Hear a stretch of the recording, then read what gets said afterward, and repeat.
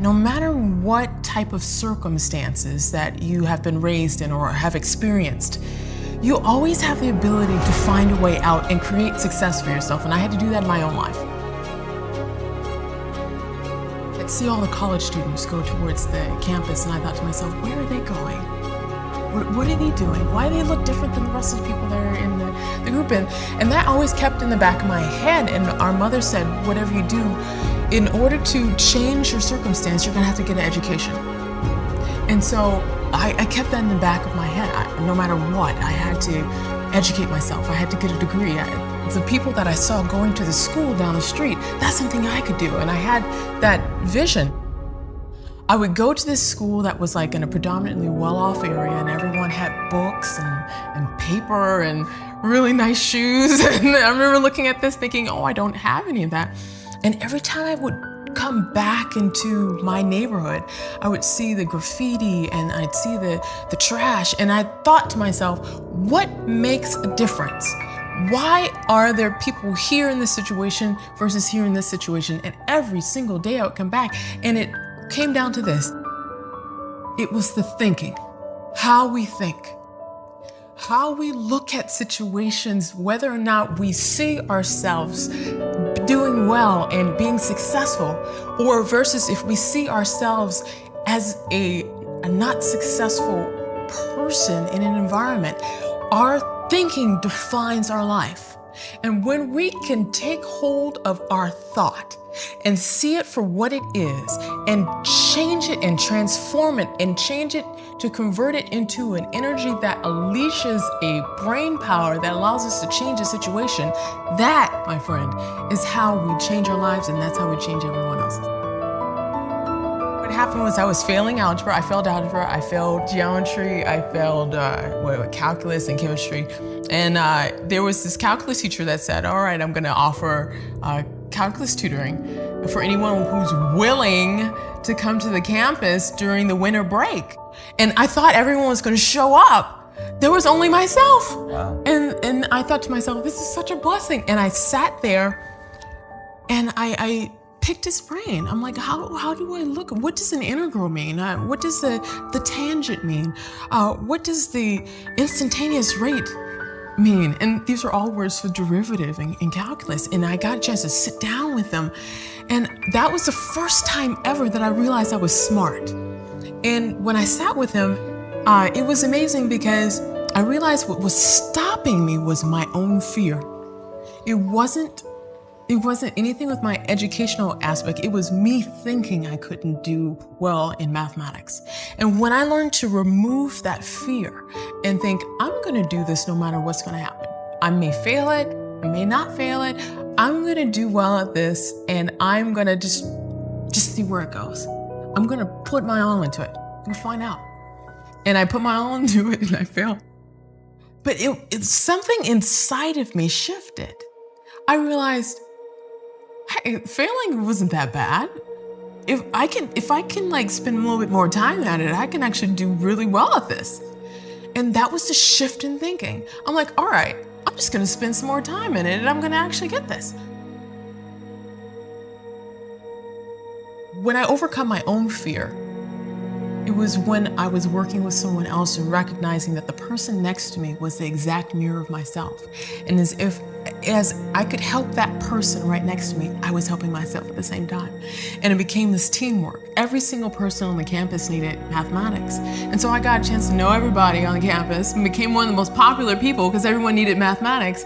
And that confidence that was built from taking something that I failed at before and shifting my thinking about it and embracing it to actually create a new reality for myself, that's what empowered me. And that's what allowed me to graduate top of my class, which later on opened up the door to launch rockets. Through a series of events, I learned the power that we have in our brain. When I overcame so many challenges when I was launching rockets of being a woman and being a person of color in a predominantly area that was different than myself, I had to think differently. I had to think, all right, I'm gonna stand out. Everything that I do is gonna have to be twice as good. That's just the nature of it. And I had to change the way in which I was thinking in order to do that. How am I going to be such a contributing force to this environment that whenever I leave, I've made a difference? And when I realized that, and then when I coupled that with the aspect of mathematics, where the same type of math that we use to launch to Mars is the same type of math that we use to literally reshape our own brain, I realized the power of our thoughts. When we are aware of where we are, what we're doing, and more importantly, the decision that we have in front of us, the choice in our thought in a situation, whatever decision that we make in that full awareness, that decision in itself is a fractal moment in chaos that literally changes the brain at that very moment to restructure it inside of your head so you can unleash your power. When you look at how are my thoughts going to align with where I want to go, and you decide, that moment in time where you decide, this is a thought that's going to get me to being a rocket scientist.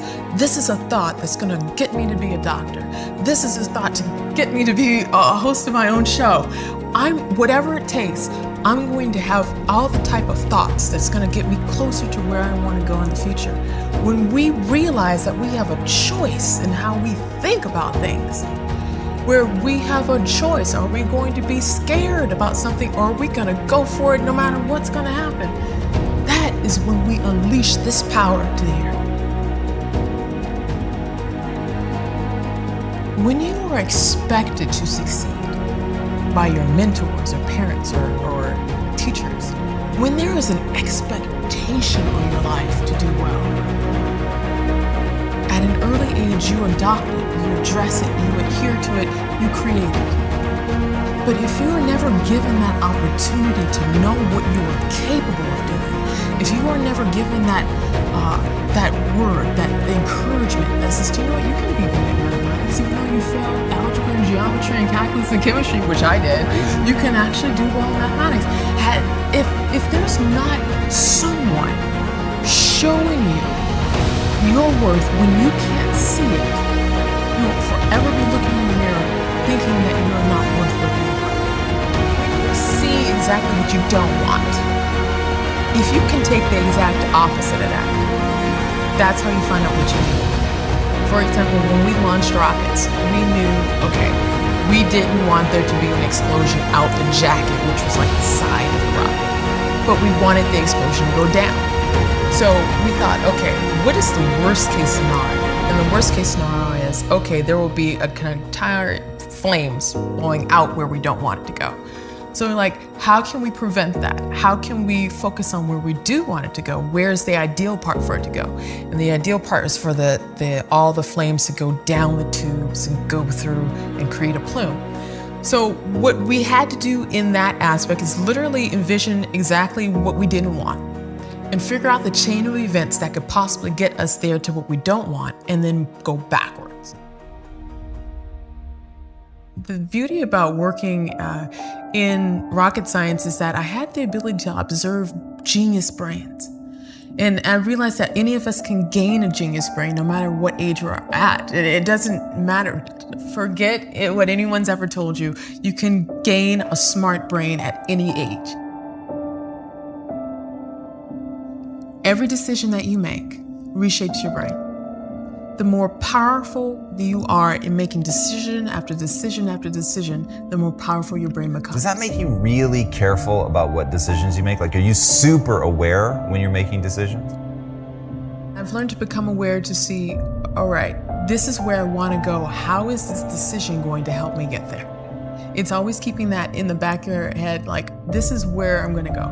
And I'd made the decision very early in life that no matter where I was going to change it. I was going to change it so I would leave my mark to be able to help in a very powerful way, so people after I leave would be able to make their own mark and build it in a way in which was going to be very powerful for their life.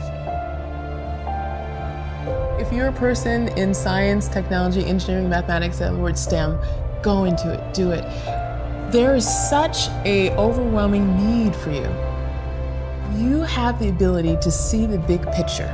You have the ability not only to do the mathematics, but you have the ability to see the big picture and use your communication skills in order for people to see how important concepts are. So that is the gift that you bring. If you have the opportunity to go into that, do it.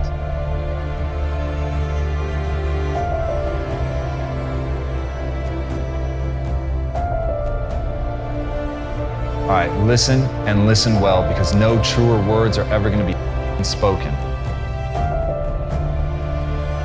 You can do anything you want without limitation. Whatever it is that you decide you want to make come true in your life, you can do that. It is going to take an inhuman amount of work. You're going to have to be prepared to break yourself in half. You are going to have to learn more than anyone has ever learned. You're going to have to push yourself harder than anyone has ever asked you to push yourself before. You're going to go way beyond your breaking point. You're going to run until you vomit. You're going to study until you fall asleep. You're going to push and push and push, and then you're going to push some more. And when you hit the limit, you're going to push again beyond that. You're going to force yourself into an adaptation response. And why? Because as Malcolm X said, the future belongs to those who prepare for it today. So if you don't put the work in today, if you don't do the unending, back-breaking work of developing yourself into something greater, the world is going to pass you by. The people that are going to own it are going to be the ones that did that work. And the one promise that I can make you right now is that somebody out there is outworking you. Somebody right now is doing the things that I'm saying. Somebody right now is doing the work of failing and getting up and getting better and pushing themselves and triggering that glorious adaptation response that makes humans the apex predator. Someone right now, they're putting in that work. And if you don't, the future is going to belong to them. And as Martin Luther King Jr. said, if you can't fly, then run. If you can't run, then walk.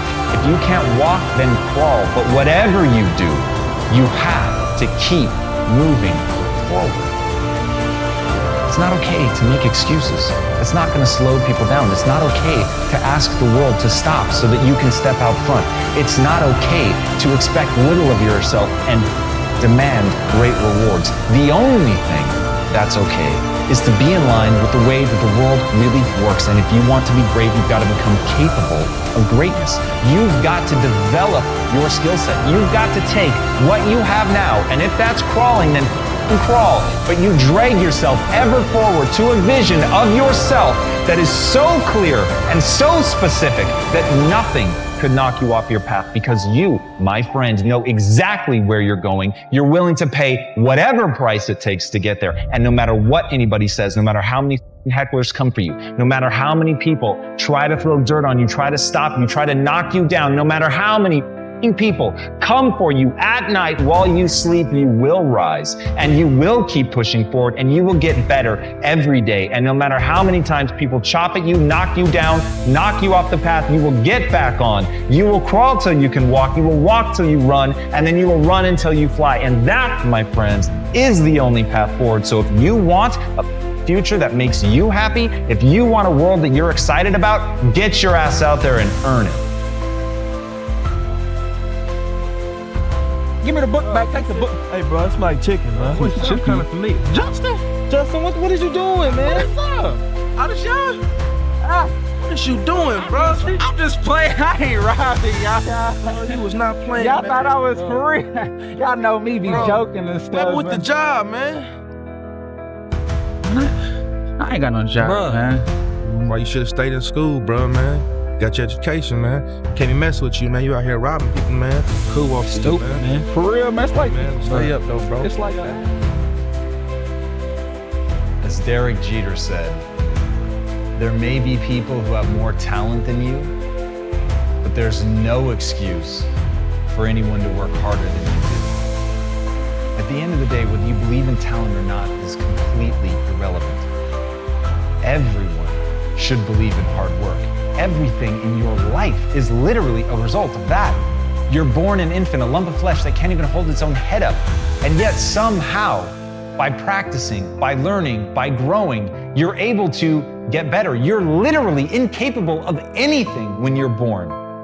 Every skill that you have in your life, all the things that you take for granted, at one point you couldn't do them. So understanding that humans truly are an adaptation machine and that they are capable of acquiring any skill that they want, but it requires hard work. It requires that you do the reps. It requires that you put in the effort. And at the end of the day, the people that you're going to surpass are not going to be the people that have less talent than you. Maybe they even have more talent than you. It's going to be the people that you're willing to outwork. But until you're willing to outwork them, you're always going to be stuck. And as John Irving said, to do anything really well, you have to overextend yourself. And that's the key. If you want to put in an extraordinary performance, if you want to absolutely dazzle people, then you have to do something amazing. You have to be willing to put yourself out there. You have to be willing to do things that other people think are going to break you, that other people simply believe there's no way that you could be able to pull that off, that the human animal just is not capable of the lengths to which you are professing to go. And when you profess it, you have to be willing to back it up, and you have to put yourself on that march knowing in no uncertain terms, under no circumstances, and for no reason whatsoever would you ever be willing to back down. And when you go in with that level of certainty, then and only then are you actually going to be able to pull this off. And as Billie Jean King said, champions keep playing until they get it right. Fatigue will literally chip away at your will to win. It is the thing inside of your mind, that weak voice that tells you that you're not going to be able to make it, the weak voice that begs you to stop, and the weak voice that promises safety and security if you would just quit. And here's the worst part about that, it's right. If you quit right now, if you stop, just sit down, relax. You're not at risk anymore. You're not at risk of embarrassment. You're not at risk of failure. But you're also not at risk of greatness. And if you really want to achieve something, you've got to find ways to put yourself at risk of something great happening. You've got to put yourself at risk of overextending yourself. You've got to be willing to face that you may die, that you may actually fall. And here's the thing, for the people that dismiss that say they would never put themselves in that situation, then you have limits. And make no mistake, those limits are self-placed. And for the people that are willing to push that, for people that are willing to go beyond that, for people who understand there are things in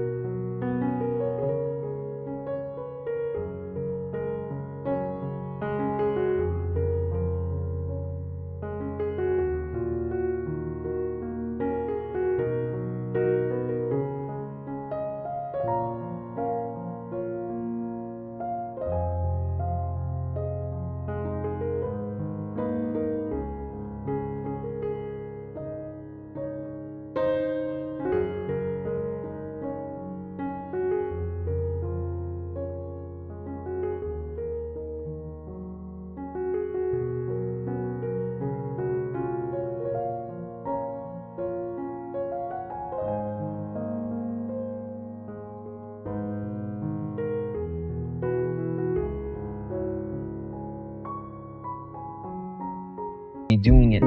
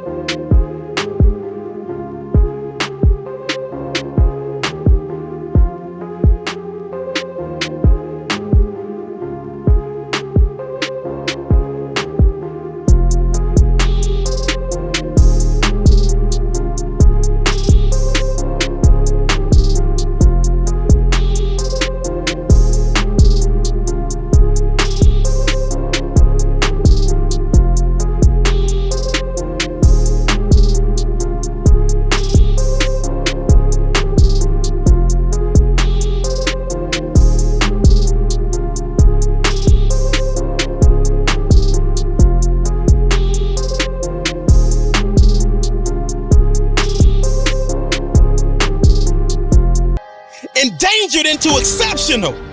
failure into first class, give up into go-getter, hopeless into hungry. Nah, I gotta say it like Les Brown. You gotta be hungry. And what that means is your classroom has to be like your favorite place to eat. You gotta eat it. You gotta drink it. You gotta see the success. You gotta live the success. You gotta breathe the success. And you got this. And that's why you made the decision to change introverted into influence, jacked up into jaw dropping, knocked out into knowledge of self, last place into the leader of the pack, minor into major, no chance into next level, out of touch into outstanding. This is just a reminder of how powerful words can be as it relates to our mindset. So I need you to kill that negativity and speak that positivity into existence, because those that can weather the storm, those that can fight through the adversity, those that can push through the problems are putting themselves in a position to prosper. And winners like you understand. And that's why you chose to turn pain into passion, power, and purpose. Quitter's mentality into quality lifestyle, regret into redemption, sadness into superstar status, terrible into terrific, unlikely into upward bound, vindictive into victory, weakness into winning formula, X'd out into extraordinary. I know, they start with E, but they're pronounced with an X, so we gon' make it work. Yearning into yes, you can. And finally, from zero into ginormous. And that's how you go to the next level and win, not only in the classroom, but in every aspect of